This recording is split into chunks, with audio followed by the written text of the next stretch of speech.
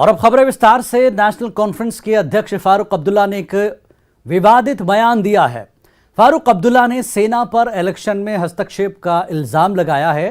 फारूक अब्दुल्ला ने सेना को खबरदार किया है कि वो पिछले चुनाव की तरह हस्तक्षेप न करें।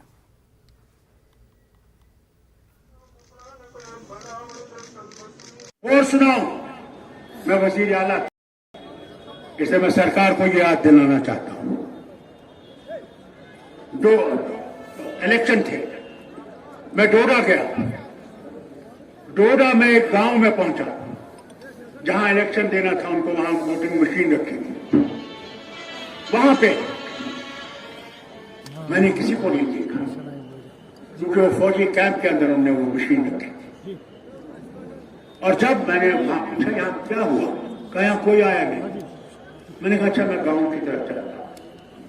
गांव की तरफ पहुंचा तो एक वहां कोई नहीं था, एक दुकानदार था, उसकी बीवी थी दुकान। मैं बैठ गया, मैंने कहा मुझे चाय का एक प्याला।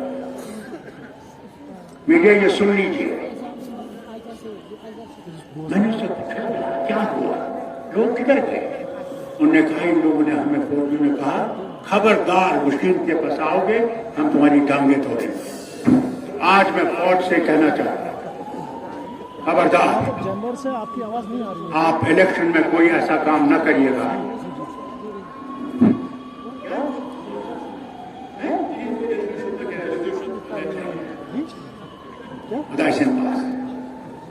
मैंने कहा आज मैं आपसे गुजारिश, ऐसा काम नहीं करिए। आपको भेजना होता है। लोग जिसको वोट दें उसको देने दीजिए, आप उसमें इंटरफेरेंस नहीं करिए। मैं हुकूमत से भी कहता हूँ खबरदार रहिएगा, नहीं तो वो तूफान आएगा जिस तूफान को आप फिर कंट्रोल नहीं कर सकते। हम जान देने के तैयार हो जाएंगे, याद रखिए। ब्रिगेडियर अनिल गुप्ता का डॉक्टर फारूक अब्दुल्ला के बयान पर प्रतिक्रिया सामने आई है। ब्रिगेडियर अनिल गुप्ता ने कहा कि फारूक अब्दुल्ला ने आईएसआई और पाकिस्तानी सेना जैसी एजेंसियों को खुश करने की कोशिश की है। उन्होंने हिंदुस्तानी फोर्सेस को नीचा दिखाने की कोशिश की है। ब्रिगेडियर डॉक्टर विजय सागर धिमन ने डॉक्टर फारूक के बयान की हास्यास्पद बताया है और वहीं कर्नल एसएस पठानिया ने फारूक अब्दुल्ला के बयान की निंदा की है। कि ये डॉक्टर फारूक अब्दुल्ला की गंदी सियासत का एक नमूना है। ये वही शख्स है जिन्होंने 1 महीने पहले कहा था कि मैं दोबारा नेशनल कॉन्फ्रेंस का प्रेसिडेंट किसी भी हालत में नहीं बनूंगा, और आज किस प्रकार ड्रामा किया गया सिनर के अंदर और वो दोबारा नेशनल कॉन्फ्रेंस के प्रेसिडेंट बन गए। ऐसे आदमी के ऊपर या ऐसे आदमी की बातों के ऊपर आप कैसे विश्वास कर सकते हैं। ये वही आदमी है जो कि खानदानी पॉलिटिक्स में बिलीव करते हैं, जिनको सिर्फ अपनी कुर्सी से प्यार है और किसी से प्यार नहीं। अगर इन्होंने बूथ कैप्चरिंग का जो कहा है, अगर यह बात सच है तो उस वक्त इन्होंने कार्रवाई क्यों नहीं की। चीफ मिनिस्टर थे, कार्रवाई कर सकते थे, सेंटर को कंप्लेंट कर सकते थे, नहीं किया। क्यों? क्योंकि उनको उस वक्त उनकी कुर्सी का खतरा था, डरते थे कहीं उनकी कुर्सी ना चली जाए। आज क्योंकि उनके पास कुर्सी नहीं है, वो लोगों की सहानुभूति के लिए, उन लोगों को खुश करने के लिए जो कि इंडियन आर्मी को बदनाम करना चाहते हैं, उनके लिए इस प्रकार की बयानबाजी कर रहे हैं। और आप जानते हैं कि इंडियन आर्मी को बदनाम होते देख कौन खुश होता है, आईएसआई या पाकिस्तान। देखिए, फारूक साहब ने जो स्टेटमेंट दी है ये पद से ज्यादा नहीं है, मतलब कि ये लाफेबल है। आप मुझे ये बताइए, जो इलेक्शन होती है, जो बूथ की एडमिनिस्ट्रेशन होती है, वो कौन करता है? वो बेसिकली जेएंडके स्टेट गवर्नमेंट के ऑफिसर्स होते हैं, वो appointed by the chief election commissioner. उसके बाद उसकी सिक्योरिटी कौन देता है? यहाँ वो सीआरपी देती है या जम्मू कश्मीर पुलिस देती है। इसके अलावा जो कोई भी एक्शन होती है वो जेएंडके गवर्नमेंट की supervision under chief election commissioner होती है। तो यहाँ आर्मी कहाँ से बीच में आ गई? और जेकेपी, सीआरपीएफ और चीफ इलेक्शन कमिश्नर के जो अपॉइंटेड बंदे हैं वो सब जेएंडके गवर्नमेंट के लोकल्स हैं। तो आर्मी को क्यों बीच में बदनाम कर रहे हैं? आर्मी कभी भी इलेक्शन में इंटरफेरेंस बिल्कुल नहीं करती है। क्या ये सब फारूक साहब को मालूम नहीं है? या फिर वो एक कंस्टिट्यूएंसी को एड्रेस कर रहे हैं जो टेररिस्ट हैं या उनके सपोर्टर्स हैं, या उनको बताने की कोशिश कर रहे हैं कि हम बहुत बड़े आदमी हैं और हम ये करेंगे या वो करेंगे। और इसके अलावा जब वो अगर वो खुद चीफ मिनिस्टर थे और अगर वो वहाँ पहुंचे और वहाँ अगर वहाँ पे जो इलेक्शन कमीशन की वोटिंग मशीन थी वो लोगों को अवेलेबल नहीं थी, तो आपने क्या किया? आपने रिपोर्ट नहीं की किसी को, किसी आर्मी अथॉरिटी को रिपोर्ट नहीं की। तो फिर ये कहना कि आर्मी ने अपने अंदर बंद कर रखी थी और आर्मी ने बोला था कोई इसके आसपास नहीं आएगा, वो हमने मान लिया। तो फारूक साहब एज ए सीएम अगर लैंड करते हैं डोडा डिस्ट्रिक्ट में तो इस चीज को क्या मान लेंगे? तो ये बहुत ही एक लाफ लग रहा है और फारूक साहब ने ये स्टेटमेंट दी है केवल अपनी कंस्टिट्यूएंसी को एड्रेस करने के लिए। इनका ये जो बयान है ये बहुत ही बचकाना है, निंदनीय है, मिसलीडिंग है, मैनिपुलेटिव है और वोट बैंक सेंट्रिक है। साथ ही साथ वो ये उनकी पुरानी आदत है कि जब वो पावर में होते हैं तो उनके जो गाने होते हैं वो अलग किस्म के होते हैं, जब आउट ऑफ पावर होते हैं तो वो पूरी तरह से इंडियन आर्मी या India as a nation against चले जाते हैं।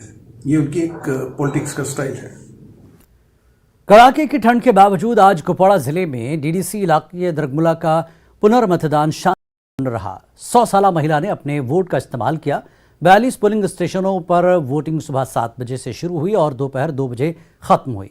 वोटों की गिनती 8 दिसंबर को होगी। डिप्टी कमिश्नर कुपवाड़ा डॉक्टर सागर ने एसएसपी कुपवाड़ा के साथ दरगमुला के कई पोलिंग सेंटर्स का दौरा करके वोटिंग का जायजा लिया। मतदान के दौरान बड़ी संख्या में युवा, महिलाओं और वरिष्ठ नागरिक लंबी लाइनों में लगकर अपना वोट डाला। डीडीसी के जो लोग हैं वो निकल रहे हैं और सिर्फ इस बात पे निकल रहे हैं और वोट इसी बात पे पड़ रहा है जो मैंने अपने वोटरों से भी बात की, जो सोसाइटी से भी बात की कि डेवलपमेंट के इशू पे ही इस वक्त के लोग हैं डीडीसी दरगमुला के वो वोट डालेंगे। आज अपनी लाइफ का पहला वोट जो है वो कास्ट किया है, इसीलिए कि जो हमारा दरगमुला एरिया है स्पेशली इसकी जो है डेवलपमेंट हो जाए। ये वोट जो हम डालते हैं ये इसीलिए डालते हैं अपना लीडर चुने, अपने तरक्की हो कुछ भी हो उसके लिए डालते। लीडर जो होता है वो आखिरकार लीडर। सबसे पहले इन बच्चों को अप्रिशिएट करना चाहता हूँ जिन्होंने इस इलेक्शन में हिस्सा लिया। शीत वोट त्राने वोट वोट त्रो मे सहूलियत गई सख्ती गई। मुला कॉन्स्टिट्यूंसी के लिए आज जो है वो रीपोल हो रहा था। सारे 42 पोलिंग स्टेशंस पे बड़ा पीसफुली जो है वो पोलिंग प्रोसेस पूरा हुआ। कहीं पे भी किसी भी अनटूवर्ड इंसिडेंट की रिपोर्ट नहीं आई। बहुत ही सिक्योरिटी के हवाले से और इलेक्शन कंडक्ट के हवाले से बड़ा ही पीसफुल इलेक्शन रहा। उत्तर कश्मीर के जिला बांडीपुरा की डीडीसी सीट हाजिन ए में पोलिंग शांतिपूर्ण खत्म हुई। हाजिन ए सीट के लिए 12 स्थानों पर 57 पोलिंग स्टेशन बनाए गए थे। ठंड के बावजूद लोग घरों से निकलकर वोट डालने के लिए पोलिंग स्टेशन पहुंचे। लोगों की बड़ी संख्या ने अपने वोट का इस्तेमाल किया। कुल मतदान दर 0.27% दर्ज किया गया। 16,000 के करीब वोटर्स में कुल 8,690 लोगों ने अपने वोट का इस्तेमाल किया। इस चुनाव सीट के लिए 5 उम्मीदवार मैदान में हैं। 8 दिसंबर को चुनाव परिणाम आएगा। क्या बीमार लोग ने किया याद कम वोट कमिस याद मे याद मगर याद मे किया खुदा का सदर कर इंशाअल्लाह। बांडीपुरा की हाजन ए इंतखाबी नशस्त पर आज सुबह जो है वोटिंग का अमल शुरू हुआ और 2 बजे तक लगातार जारी रहा, जिसमें 50 से ज़ायद फ़ीसद वहाँ पे पोलिंग की शरह रिकॉर्ड की गई, जिसमें ख़वातीन की भी अच्छी खासी शरह देखने को मिली। आपको बता दें कि कई एक जगहों पे बिजली, पानी, सड़क को लेकर के जब हमने लोगों से बात की, उन मसाइल को लेकर के उन्होंने वोट किया, वहाँ पे अपने हक़ राय का इस्तेमाल किया। तो कई एक जगहों पे रोज़गार के हवाले से नौजवान सामने आए और रोज़गार के हवाले से उन्होंने अपने हक़ राय का इस्तेमाल किया। कुल अगर यहाँ पे मजमूई तौर पर बात करें तो 5 उम्मीदवार यहाँ पे मैदान में हैं, इंतखाबी दौड़ में हैं और से 2 जो उम्मीदवार हैं वो बराह रास्त सियासी जमातों के साथ वाबस्ता है और जो 3 आज़ाद उम्मीदवार हैं वो बिलवास्ता उनका ताल्लुक़ सियासी जमातों के साथ हैं, उनको सियासी जमातें सपोर्ट कर रही हैं। अब किस तरह के नताइज होंगे ये 2 दिन के बाद पता चलेगा, क्योंकि 8 दिसंबर को इन जो यहाँ पे हाजन ए इंतखाबी नशस्त पर पोलिंग हुई, 8 दिसंबर को इसके नताइज ज़ाहिर किए जाएंगे। नेटवर्क 18 के लिए मैं बांडीपुरा से साजिद रसूल। दरगमुला में डीडीसी इंतखाबात में सिर्फ 18% कश्मीरी माइग्रेंट वोटरों ने वोट का इस्तेमाल किया। इब्तदाई आदादशुमार के 101 वोटरों ने पटाबोरी पोलिंग बूथ पर वोट डाले और 40 माइग्रेंट ने जगती पोलिंग बूथ पर वोट डाले। इस सीट के 317 माइग्रेंट वोटरों ने पोस्टल बैलेट के जरिए अपने वोट का इस्तेमाल किया। इस तरह मजमूई तौर पर 2430 वोटरों में से सिर्फ 459 माइग्रेंट वोटर्स ने वोटिंग के अमल में हिस्सा लिया और पोलिंग पुरअमन रही। न्यूज़ 18 से बात करते हुए कश्मीरी माइग्रेंटों का कहना है कि वो चाहते हैं कि हुकूमत माइग्रेंटों को दरपेश अहम मसाइल को हल करे। हम कह रहे हैं, हम दिखा रहे हैं कि हाँ जी हम वोटर हैं, जो ये कहते हैं कि वोट नहीं डालते हैं, हम यहाँ कश्मीरी पिंड आ रहे हैं वोट डालने के लिए, हमारे पास वोट है। अनफॉर्चुनेटली इस वक्त भी जो कपारा में जो इलेक्शन हुआ, कोई पॉलिटिकल पार्टी हमारे नहीं आई, लेकिन ये है कि यहाँ के रिलीफ कमिश्नर साहब और ARO साहब ने अच्छा इंतजाम किया था, बहुत अच्छा इंतजाम किया था। उन्होंने गाड़ियां भेजी, हर एक जगह भेज दिया और वोटर लिस्ट को करेक्शन करवाया। इश्यूज बहुत सारे हैं, लेकिन पूछने वाला और सुनने वाला कोई नहीं है। इस हद तक आज DDC के इलेक्शन हमारे हो रहे हैं, 7 फीमेल कैंडिडेट्स इसमें नॉमिनेट हुए, उनने फॉर्म भरे हैं, किसी ने हमें फोन तक नहीं किया। आज हम जबरदस्त मेहनत करके तमाम वोटरों को निकाला कि हम रजिस्टर करें कि we are voters, we exist, we are living here. बस इतना ही हमारा पर्पस। वो यही इसलिए हमने आज वोट डाला कि कम से कम गवर्नमेंट बेदार हो जाए कि कश्मीरी पंडित एग्जिस्ट कर रहा है, ये वोटर है। और लाइन यहाँ लगी थी, आप लंबी लाइन लगी थी, वोट डाला सब लोगों ने, जितने भी यहाँ नॉन कैंप में रहते थे। ये मामूली सा छोटे 4-5 गांवों के लोग ही थे, लेकिन तभी तमाम इंश्योर हुआ कि तमाम लोग आ गए और वोट पाल किया उन्होंने। कश्मीरी हिंदुओं ने बैलेट पेपर से भी वोट डाला और यहाँ भी बढ़ चढ़ के हिस्सा लिया है। थोड़ी सी डिफिकल्टीज है, वो डिफिकल्टी अब देखिए, आज एम फॉर्म नहीं था तो गवर्नमेंट ऑफ आपको ये भी तो देना पड़ेगा श्रेय कि एम फॉर्म नहीं था, लोग आए, अपना आइडेंटिटी कार्ड दिखाया और वोट डाला। तो आहिस्ता आहिस्ता इंप्रूवमेंट हो रहा है। एक DDC इलेक्शन में 50% वोटिंग हो रहा है, जहां 1000 कश्मीरी पंडित थे, बैलेट पेपर और पोलिंग स्टेशन 400-500 वोट पड़ रहा है। It's a big achievement. मैं चाहता हूं, मुझे लगता है आने वाले असेंबली इलेक्शन, लोकसभा इलेक्शन में और कश्मीरी हिंदू इससे प्रोत्साहित होकर और वोट डालेगा। एक बार फिर आपका स्वागत है। कश्मीरी पंडित कई महीनों से टारगेट किलिंग के खिलाफ एहतजाज कर रहे हैं। उनके एहतजाज ने अब जोर पकड़ लिया है। दहशतगर्दों की धमकियां मिलने के बाद ये मुलाजिमीन एहतजाज कर रहे हैं। दहशतगर्दों ने 56 मुलाजिमीन की फहरिस्त जारी कर दी है। डर का वातावरण जो है वो 12 मई के बाद से ही लगातार है। और ये लिस्ट की बात की आपने जो 2 दिन पहले, ये वही ट्रांसफर ऑर्डर का लिस्ट है जिस लिस्ट को जारी करते हुए सरकार ने उस टाइम ये दावे किए थे कि ये इनको हमने सेफ और सिक्योर प्लेसेस पे हमने इनकी ट्रांसफर की। तो आज जब अब ये जो लिस्ट जारी होता है, तो अब आज सरकार क्या कहेगी?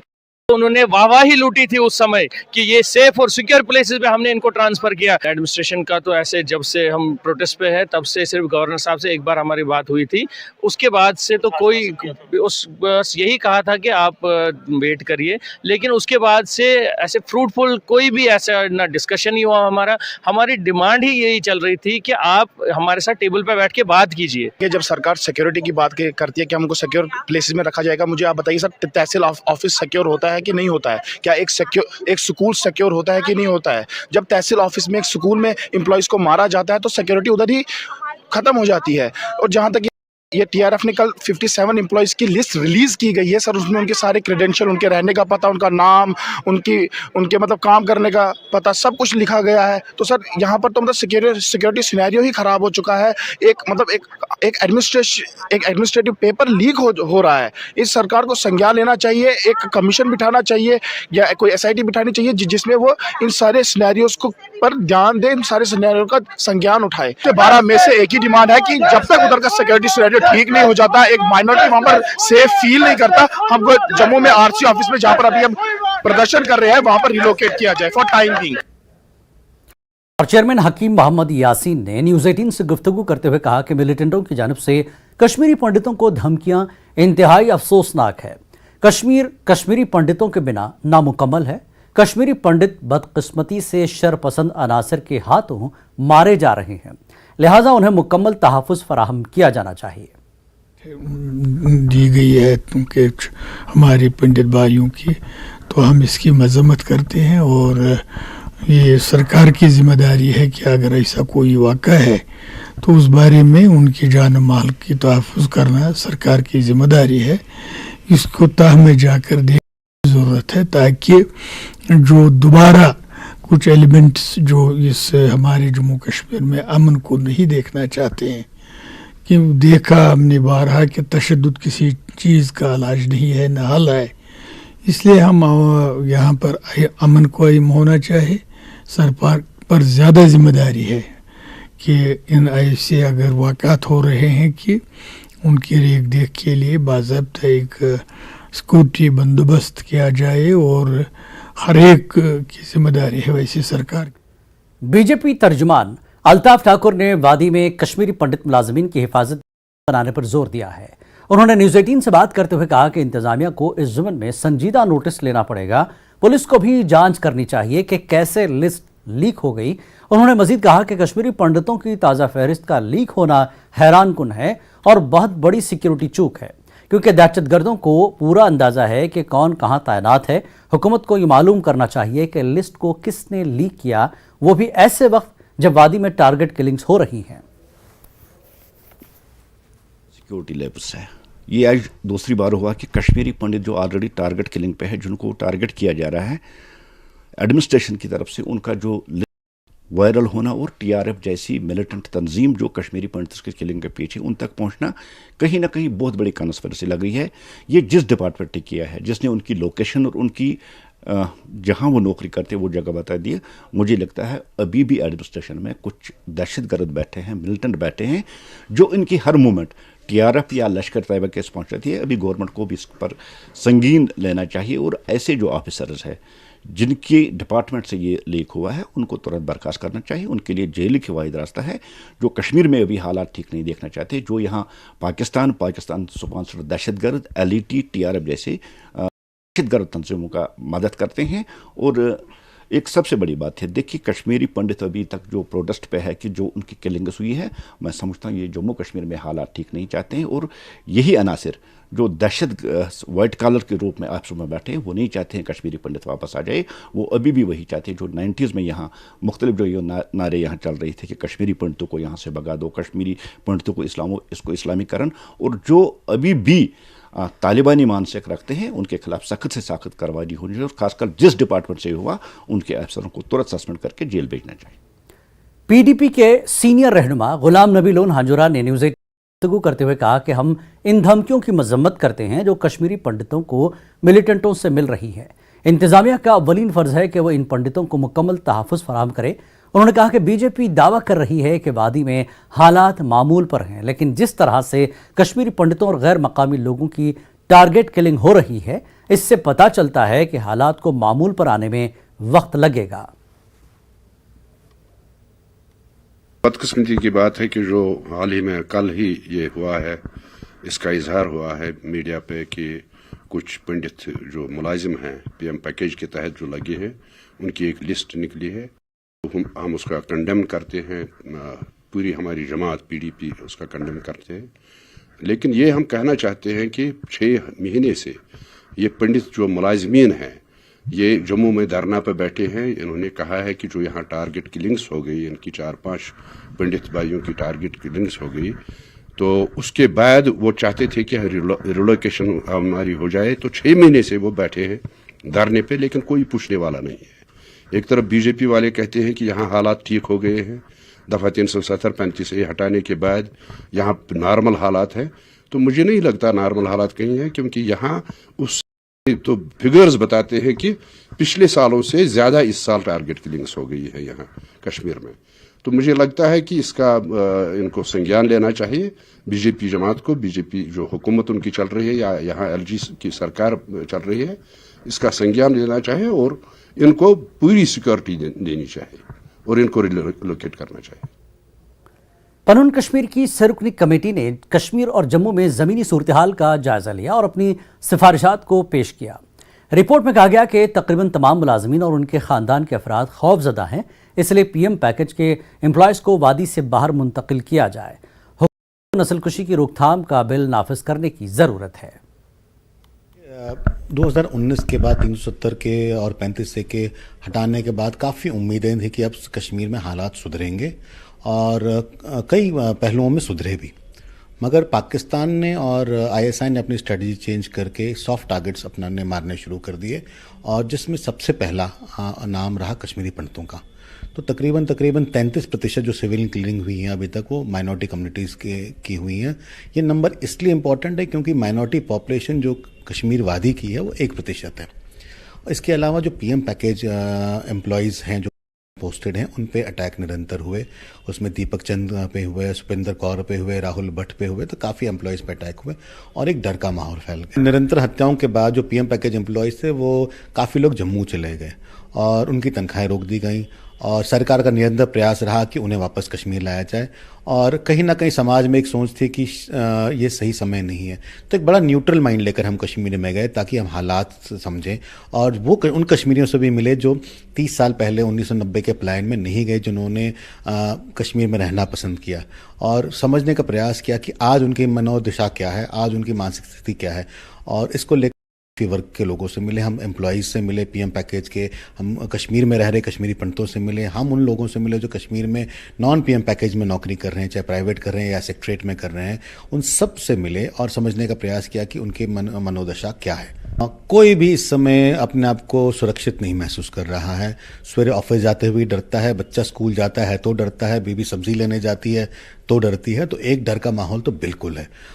दूसरा जो है कि जो बच्चे हैं उनके मनोस्थिति और उनके जो साइकोलॉजिकल डेवलपमेंट है वो काफ़ी रिस्ट्रिक्टेड हो गई है, क्योंकि आज उनको स्कूल भेजा जाता है और स्कूल से सीधे घर लाया जाता है और घर की 4 दीवारी में बंद कर दिया जाता है।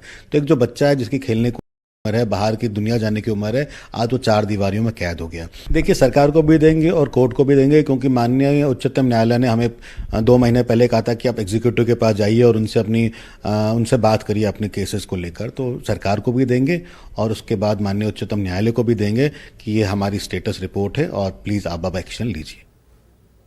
NC के नवमंतखब सदर डॉक्टर फारूक अब्दुल्ला ने आज कहा कि पंचायत इंतखाबात का बाइकआउट करना उनकी पार्टी की एक बड़ी गलती थी। फारूक अब्दुल्ला ने नसीम बाग श्रीनगर में एक जलसे से खिताब करते हुए अपने बेटे और NC के नायब सदर उमर अब्दुल्ला से कहा कि वो आइंदा इंतखाबात से गुरेज न करें। उन्होंने कहा कि मैं पार्टी की हैसियत से उमर से असेंबली इलेक्शन लड़ने को कहता हूँ। फारूक अब्दुल्ला एक बार फिर बिला मुकाबला पार्टी सदर मुंतखब हो गए, जिसका ऐलान NC के सरपरस्त शेख मोहम्मद अब्दुल्ला के 170वीं यौम पैदाइश के मौके पर नसीम बाग में किया गया। हम इस जम्मू कश्मीर को इस मुसीबत से निकाल के ही रखेंगे, क्योंकि हम यहाँ लोगों को धोखे में नहीं रखते। हमें कहा जाता है कि 370 पे आप लोग धोखा दे रहे हो ना। हमने क्या धोखा दिया? हमने तो यही कहा कि हम इसकी लड़ाई लड़ेंगे, कहा कि हम पुरान तरीके से ये लड़ाई लड़ेंगे। हमने यही कहा कि आईन के तहत हम ये लड़ाई लड़ेंगे, कानून के तहत ये लड़ाई लड़ेंगे। ये लोग चाहते थे कि हम माहौल बिगाड़े, ये लोग चाहते थे कि हम किसी तरह यहाँ हालात खराब करें ताकि इनको कोई बहाना मिले हमें और टारगेट करने का।